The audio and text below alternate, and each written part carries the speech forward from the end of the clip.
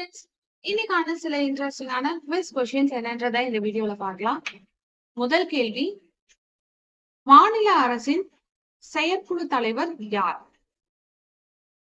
Option A குடியரசுத் தலைவர், option B ஆளுநர், ஆப்ஷன் சி பிரதம மந்திரி, ஆப்ஷன் டி முதலமைச்சர். கேள்வி என்னன்றது இன்னொரு முறை பார்க்கலாம்.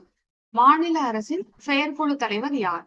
கேள்விக்கான சரியான பதில் ஆளுநர்.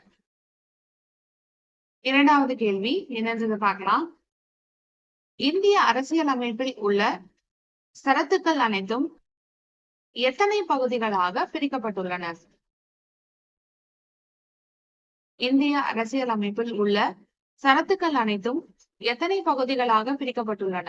Option A 24, option B 22, option C 17, option D 12. இந்திய அரசியலமைப்பில் உள்ள சரத்துக்கள் அனைத்தும் எத்தனை பகுதிகளாக பிரிக்கப்பட்டுள்ளன? கேள்விக்கான சரியான பதில் 24.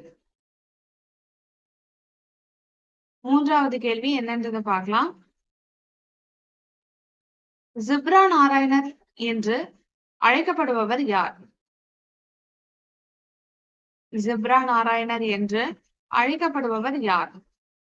Option A Thondaradi Podiyazhwar, option B Nammazhwar, option C Thirumal, option D Sivaperuman.